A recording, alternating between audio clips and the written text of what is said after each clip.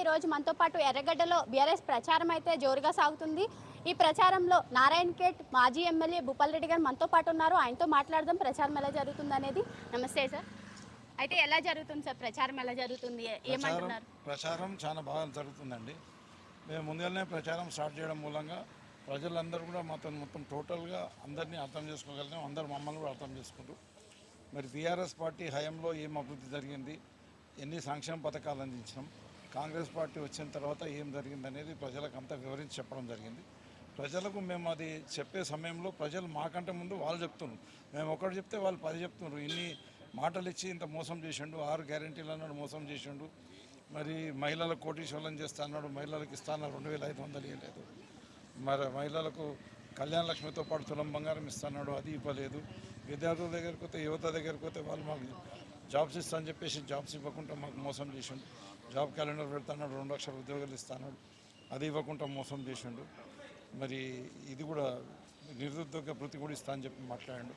విద్యార్థులు వచ్చే వరకు విద్యార్థులకు ఎస్ఎస్సి పాస్ అయిన వాళ్ళకి 10,000 రూపాయలు ఇస్తా, తర్వాత ఇంటర్మీడియట్ పాస్ అయిన వాళ్ళకి 25,000, డిగ్రీ పాస్ అయిన వాళ్ళకి 50,000, పోస్ట్ గ్రాడ్యుయేషన్ చేసిన వాళ్ళకి 1,00,000 ఇస్తా అని చెప్పేసి ఆ రకంగా మోసం చేసిండని ఆ వర్గాలు మాట్లాడుతున్నాయి.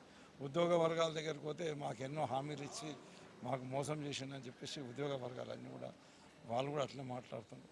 ఎక్కడ పోయినా ప్రతి వర్గం కూడా కాంగ్రెస్కు వ్యతిరేకంగా ఉన్నారు, కానీ కాంగ్రెస్కి అనుకూలంగా ఎక్కడ కూడా మాకైతే కనిపిస్తలేదు. అయితే గత 10 ఏళ్ల బీఆర్ఎస్ పాలనలో అసలు జూబ్లీ హిల్స్ అభివృద్ధి చెందలేదు అని చెప్పేసి అంటున్నారు కాంగ్రెస్ నేతలు. మీరు దాని మీద ఏమంటారు? గత 9.5 సంవత్సరాలు మేము పరిపాలించినాం, తెలంగాణ రాష్ట్రం తెచ్చినాం. హైదరాబాద్ని ఏ రకంగా అభివృద్ధి చేసినామంటే, జూబ్లీ హిల్స్ని ఏ రకంగా అభివృద్ధి చేసినామంటే, ఇది ప్రపంచ పటంలో హైదరాబాద్ని నిలబెట్టింది ఈ జూబ్లీ హిల్స్. దాని పక్కన మాదాపూర్ ఇవన్నీ కలిపి, కోకాపేట ఇవన్నీ కలిపి ప్రపంచ పటంలోనే. ఒకసారి రజనీకాంత్ గారు వచ్చినప్పుడు మాట్లాడింది, ఇది ఇండియానా, అమెరికానా, ఇంగ్లాండా ఏందో అర్థమవుతలేదు మాకు, ఇంత మంచిగా తయారైంది హైదరాబాద్, బాగా అభివృద్ధి చేసింది కేసీఆర్ అని మాట్లాడు. ఇక్కడ కూడా చాలా విపరీతమైన ప్రాబ్లమ్స్ ఉండే. Drinking water problem, Jubilee Hills కాన్స్టిట్యున్సీలో drinking water problems, slums problems, CC రోడ్లు లేకుండే, డ్రైనేజ్ వ్యవస్థ బాగా లేకుండే. గోపీనాథ్ గారు చాలా ఇంట్రెస్ట్ పెట్టేసి అవన్నీ ప్రాబ్లమ్స్ కూడా క్లియర్ చేయడం జరిగింది. ఎక్కడ పోయినా గోపీనాథ్ గారు చేసిన సేవల్ని ప్రజలు మాకే గుర్తు చేస్తున్నారు.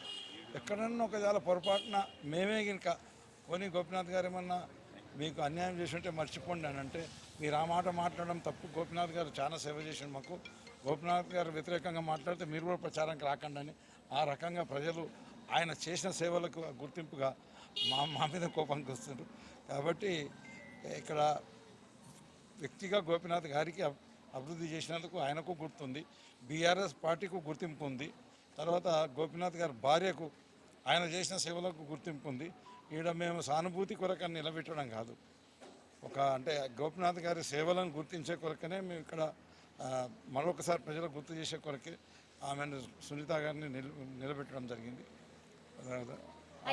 మొన్న అజారుద్దీన్ గారికి మంత్రి పదవి ఇచ్చారు, అయితే ముస్లిం ఓట్ల కోసమే మంత్రి పదవి ఇచ్చారు అజారుద్దీన్కి అని చెప్పేసి అంటున్నారు. అంటే ఇందులో నిజమెంత? అందులో 100% నిజమే ఉంది, మీరు చెప్పేది 100% నిజమే ఉంది. ముస్లింల ఓట్స్ మాకు వస్తాయేమని చెప్పేసి ఆశతోనే అజారుద్దీన్ గారికి మంత్రి పదవి ఇవ్వడం జరిగింది. మొన్న జరిగిన ఒక సభలో అజారుద్దీన్ గారి మీద ఈయనకు ప్రేమ లేదు, ద్వేషం ఉంది అని అర్థమయ్యే విధంగా అజారుద్దీన్ గారు వేదిక మీద నమస్కారం పెడితే ఈయన రిసీవ్ చేసుకోకుండా వెళ్ళిపోయాడు. కేవలం ముస్లిం ఓట్లు డైవర్ట్ చేసే కొరకు మాత్రమే అజారుద్దీన్ గారికి ఈ మంత్రి పదవి అనేది కట్టబెట్టడం జరిగింది. రేవంత్ రెడ్డి అసలు ఆయన నేపథ్యమే ఆర్ఎస్ఎస్ ప్లస్ ఆయన బీజేపీ, అంతకుముందు బీజేపీలో ఉన్నాడు. ఇప్పుడు ఆయన కేవలం ముఖ్యమంత్రి ఉన్నందుకే కాంగ్రెస్లో కంటిన్యూ అవుతుంది, కానీ ఆయనతో సంబంధాలన్నీ బీజేపీ పార్టీతోనే ఎక్కువ ఉన్నాయి. ఆయన ముస్లింల మీద అసలే ప్రేమ లేదు. గత 2 సంవత్సరాలుగా ముస్లింలకు చేసింది ఏం లేదు. అజారుద్దీన్కు ఏదైతే హక్కుగా ఆయన ఇంతకుముందు పోటీ చేసిండు కాబట్టి అతనికే ఇక్కడ సీటు ఇవ్వాలి, కానీ అజారుద్దీన్కు సీటు ఇవ్వలేదంటే ముస్లింల పట్ల ఆయనకు ద్వేషం ఉన్నదనేది ప్రజలు అర్థం చేసుకున్నారు. ఈరోజు అజారుద్దీన్కి మంత్రి పదవి ఇచ్చినా ఇది ఒక నాటకము, ఈ ఎలక్షన్ కొరకు ఆడుతున్న నాటకం అని మరి ముస్లిం మైనార్టీ సోదరులందరూ కూడా, సోదరుమణులు అందరూ కూడా అర్థం చేసుకున్నారు. అయితే నవీన్ యాదవ్ని బీఆర్ఎస్ నాయకులు కార్యకర్తలు వాళ్ళ వెహికల్స్ తగలబెట్టేస్తామని భయపెడుతున్నారు, బెదిరిస్తున్నారు అని చెప్పేసి అంటున్నారు. దాని మీద మీరేమంటారు? అసలు మేము కాదు బెదిరించేది, మీరు వీడియోలు అన్నీ చూస్తున్నారు. నవీన్ యాదవ్ వాళ్ళ తండ్రి శ్రీశైలం యాదవ్ పెద్ద గుండా, తర్వాత నవీన్ యాదవ్ ఆయన సోదరులందరూ కూడా పెద్ద గుండాలు. ఆయన నామినేషన్ పర్వంలోనే అర్థమైంది ఏంటంటే ఈయన గుండాగాలం పెట్టేసి బెదిరించి రిగ్గింగ్ చేసుకొని ఓట్లు వేద్దామని అనుకుంటారు. కానీ ప్రజలు అది సాగనియది, బీఆర్ఎస్ పార్టీ కూడా సాగనివ్వరు. ఖచ్చితంగా స్వచ్ఛందంగా ఓట్లు వేసుకోవాలి. ఎలక్షన్ కమిషన్ కూడా మేము విజ్ఞప్తి చేస్తున్నాం, వీళ్ళ గుండాయిజాన్ని అరికట్టాలి. ఎందుకో యాప్ కూడా పనిచేస్తలేదు, సివిజిల్ అనే యాప్ ఉన్నది, ఆ యాప్ కూడా పనిచేస్తలేదు. వాళ్ళు చేసే దుశ్చర్యలని పంపిద్దామంటే ఆ యాప్ కూడా పనిచేస్తలేదు.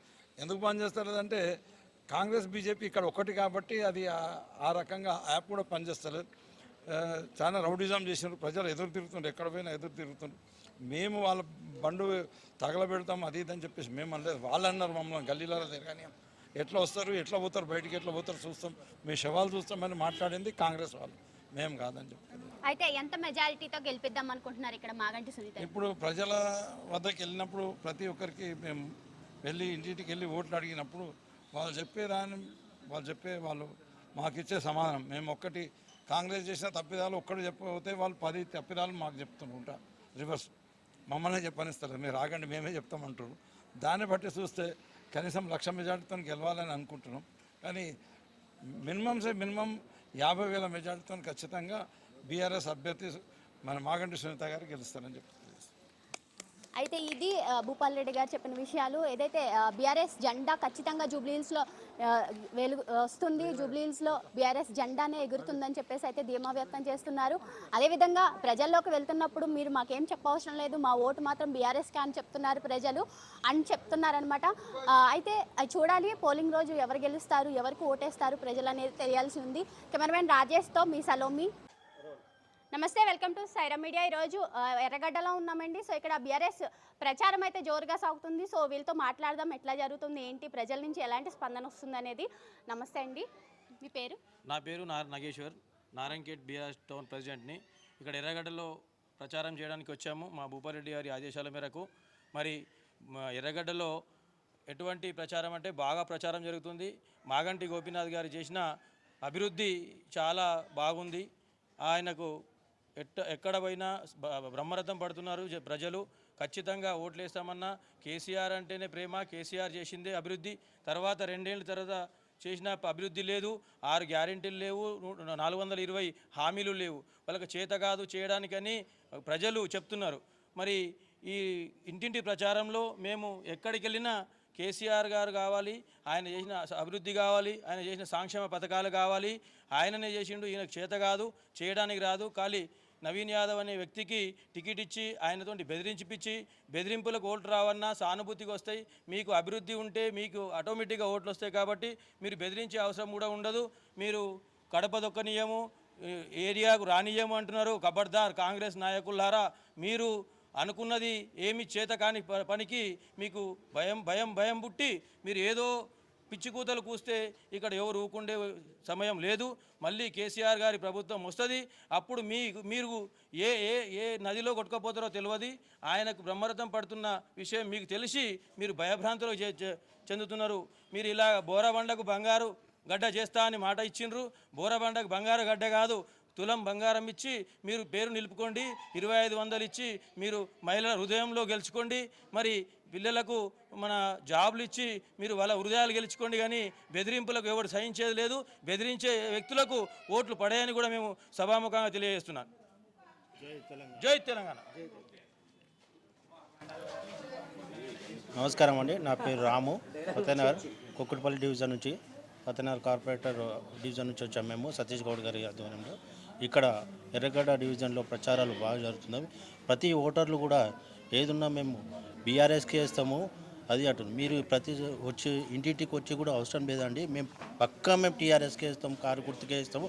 గతంలో కాంగ్రెస్ వాళ్ళు వచ్చి మాకు ఎన్నో అభివృద్ధులు చేస్తామని చెప్పి అన్ని అబద్ధాలు చెప్పి ఓటు వేయించుకున్నారే తప్ప ఇప్పుడు మాత్రం కాంగ్రెస్ వాళ్ళు వచ్చిరంటే మేము సహించేదే లేదు. పక్కా కేసీఆర్ గారిని మళ్ళా తెచ్చుకుంటామని చెప్పి భీమాతో చెప్తున్నారు ఓటర్ కార్డులు అందరూ. Thank you.